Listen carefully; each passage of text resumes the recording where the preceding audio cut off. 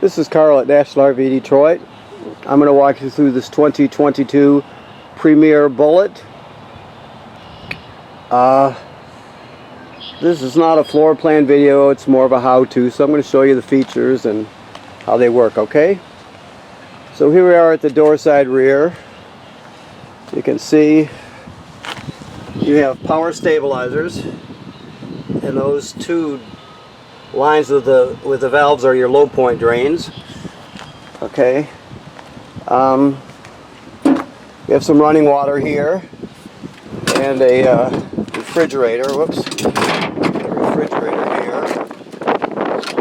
Let's look and see what he's got in there. Nothing. Make sure you strap the refrigerator when you're traveling. Okay. You have a power awning with LED strip. You got outside speakers, cable, and satellite through to the trailer. You got power, and of course this is your water heater here. Works on both gas and electric. There's the drain right there, 1/16" 6-point socket. Okay. Right now this is in camping mode, so that the valves on the water heater are in the correct position for summer, and there's water in the system. Never run the water heater without water in it, okay? Yeah, this is just telling you there's a backing plate for a TV if you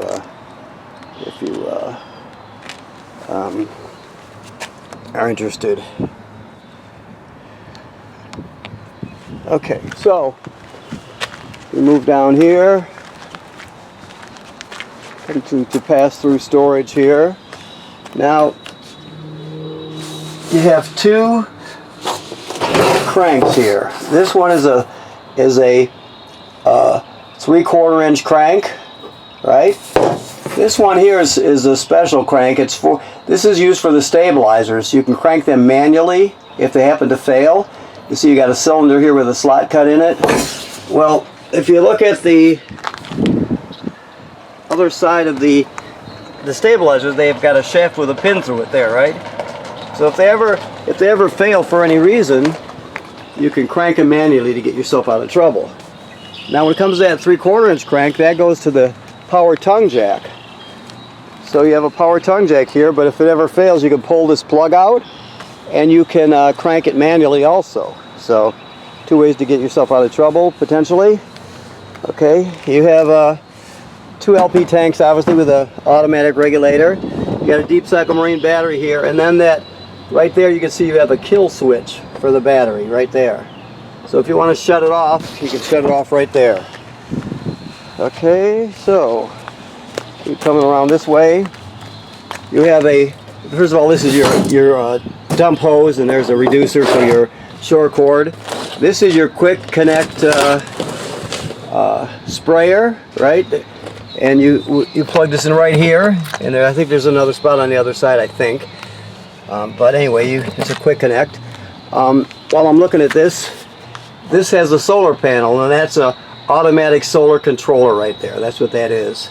It'll automatically sends the energy it gains from the sun into the battery. So it's always collecting amps and putting it into your battery. Let's see what else we have here. Okay, so you have your city water connection, which is the most common way to get water to the trailer right here. Just hook it up and you're all set. If you don't have city water where you're camping, you can take this cap off and you can fill the fresh water tank, then use the onboard pump to pump the water, okay? And this is a black tank flush here. So after you dump your black tank, if you leave the black tank valve open, you can put the hose of the dump station on there, turn it on, and you're going to flush out your black tank. Just like it says on the sticker, make sure you have the valve in the open position before you turn it on. This is where you winterize at here, right? And this is where your water heater bypass is. Satellite and cable through, and your two stabilizer jack switches. One for the front stabilizers, one for the rear. Okay? Alright, so moving on. You have some valves here. Okay? You have a 50 amp cord, power cord. You also have your gray tank valves here, right there. We give you a reducer to reduce your 50 amp cord down to a 30. Then we give that other one up front to go down to a 20 if you need to. So you should be able to plug in anywhere. This is telling us it's pre-prepped for a camera. If you wanted to add a backup camera, you can do it right there. You have a ladder, which is great. Manufacturer states you should inspect your roof every 60 days, so you want to make sure you stay ahead of any possible issues, you know, like damage to the roofing material or the attachments by, you know, low branches, road debris, water damage by failing caulk, things like that. You just inspect it. Odds are you won't have to do anything for years, but you're just looking to make sure there's no issues. You're staying ahead of it, okay? That's part of your regular maintenance. Okay, this is the carbon monoxide LP gas detector. It's got a green pilot light. That should always be green, if not, get it serviced. Okay. Thermostat here. You've got your modes, right? And then you got fan. If they give you an option, always run the fan on auto. That seems to be the best way to go. You set your temperature right there, of course. Up here, your control panel. You have your slide room right here. And then your power awning right here. Let me look at the power awning real quick. Okay, you have your power awning right here. You got lights. It's very simple. Never leave the awning out unattended. If you're not going to be at the campsite, roll it in. All right. To turn on your water pump to pump fresh water out of your tank, you do that here. You also use that pump to winterize the trailer. To light your water heater on electric, you do that here. Electric heating element. To light it on gas, you do that right there. Never run the water heater without water in it. And of course your levels, you check them right here. So on and so forth, okay? Alright. There's some nice recliner type theater seating. Your TV is on a swing out bracket, so it swings out and you can tilt it the way you want. Below it, there are remotes for all these too, by the way. This is your TV remote, this is your radio remote or sound remote, and this is your fireplace. So the fireplace, we have it like so. You can change the look of it, right? You can change the temperature. You got a timer, so you can set it to turn on and turn off when you want it to. So there's a lot you can do with it, and that's all through the remote. There's also buttons right there. Okay. Alrighty, so when it comes to your sound, it's a Furrion system, so you have AM, FM radio. You have a USB drive here, so you could take all your MP3s with you and play them. You have Bluetooth, so you can stream wirelessly from your phone or your tablet. You have an HDMI in if you wanted to go into the system with like a portable Blu-ray player or something like that. You have two speaker zones, 1 and 2. 1 is inside the trailer, 2 is outside the trailer. So it does everything you need to do and then some. And of course your TV. Okay? Excuse me. Let's see what we have here. This is a hide-a-bed. Let me make sure.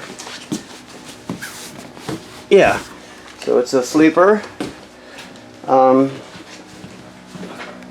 Always try to keep your chairs tied down when you're traveling so they don't bounce up and break a window or dent something, you know. Just keep them on the ground. Pantry. This is a DC refrigerator, so you just have to remember to use this little latch to keep it from the doors from opening in transit, so they don't get damaged. Okay. You have your microwave, work like any other microwave. This is your range hood, so you got a fan and a light. Okay. The range itself is right here, and 3 knobs, 3 burners. This one here on the end is a sparker. You turn it clockwise, and that's for the oven. So it's that simple. Okay. The oven has a pilot light down here, so you want to go to the oven knob, you go to the picture of the pilot, you depress it, keep it depressed, spark it till you see it light down here. Once it lights, you hold it for another 10 to 15 seconds to heat up the thermocouple. Then you go to operating temperature. When you're done and you shut it off, the pilot light goes out, so you have to relight the pilot light each time you use the oven. Okay, GFCI here. All the plugs in the trailer are wired through a GFCI. Okay. Keys are hanging on the kitchen. Just want to look around a little bit here. Okay. What are we missing here? Let me see. You look up front. Somewhere along here there's a power converter. Oh, here's right here. So first let me find some light here. Okay. Nope, that's not it. Oh, right here. Okay. Alright. Always use the switch. That makes sense, huh? So this is your carbon monoxide LP gas detector right here. Oh no, I'm sorry. I already showed you that. This is your power converter heater. This has got nothing to do with carbon monoxide. So when you open it up, as long as you're plugged into shore power, you have 110 AC at these circuit breakers here, and they're all labeled, right? Then the power is converted to 12 volt DC over here. You got 12 volt fuses, and they're all labeled. Okay. It's also a battery tender, so it'll sense how much energy your battery needs. Whoops. And it will always keep your battery, as long as you're plugged into shore power, it'll always keep your battery charged. So it's a battery tender also. Okay. So when you're pulling down the road, your tow vehicle is going to charge the battery. When you're plugged in, this power converter will, and of course you got your panel. You got a mounting bracket backer here for your TV and your hookups here. This is telling us that this is pre-wired for a router and a Wi-Fi antenna. If you want to interested in improving the Wi-Fi, you also can get 4G, but nobody does that. They go for the Wi-Fi booster. But you can scan that code and it'll take you to the correct page and show you your options. And there's also a port on the roof where your antenna would go. You definitely want to get the one with there's a box here that's about maybe 8-10 inches square. That's your router. It'll fit right up there, and then there's an antenna on the roof. So you just basically get a signal booster for public Wi-Fi, and then all your family's devices will hook right up to the router, which is right here. So it's just an upgrade. Okay. And storage under there. Now the bathroom, the sink and the shower work like any other sink and shower. Always keep this latched when you're traveling. You don't want the doors to break. You have another GFCI here. All the plugs in the trailer are wired through a GFCI, right? Even the one on the outside. So if you're using something outside and it pops, you're going to wind up resetting it inside, okay? Hopefully that made sense. Your toilet has a flush pedal right here. If you can see that. It sits like all RV or travel trailer toilets. It sits right over a black tank. So I showed you the black tank flush out there, but when it comes to using this, you can't use it dry like any RV toilet. You have to have chemical and water in it before you start using it. So when you get to the campground, you hook up your power and your water. Then you're going to come inside. You're going to dump a dose of chemical in there, and then step on your pedal and let water flow into the black tank, and you hold that down long enough to put at least a gallon of water in there along with the chemical. Then you're all set till the next time you dump it, right? You can't use it dry. If you didn't put the chemical and water in, it'll get clogged up, plus the smell will be terrible. It'll just be a mess. So always chemical and water when you're starting off with an empty black tank, okay? All right. And there's a vent here, yes, a skylight and a power vent. Okay, I think that's it here. Let me look around, see if I forgot anything. I think we're in good shape here. Yes. Okay, so I want to thank you for purchasing your trailer here at National RV Detroit. Please remember what I said about inspecting your roof on a regular basis. That's very important. I just wanted to realize I forgot something here. This is pre-wired for a second air conditioner. That would fit right in here. That's why you got the 50 amp system. So that's what that sticker is going to tell you there on that thing. So just so you know, this is pre-wired for a second AC if you wanted to add another one. If you're going to be camping when it's, you know, down in the south or southwest, sometimes people will do that. So anyway, so I got off track. So definitely inspect your roof. It's part of the general regular maintenance of your trailer. And right now we're in camping mode, so the antifreeze has been purged from the system. The water heater is filled with water. The valves are in the correct position, so it's all ready to go. Never run the water heater without water in it, and always make sure when you're winterizing and dewinterizing, you put the valves in the correct position, okay? Thank you.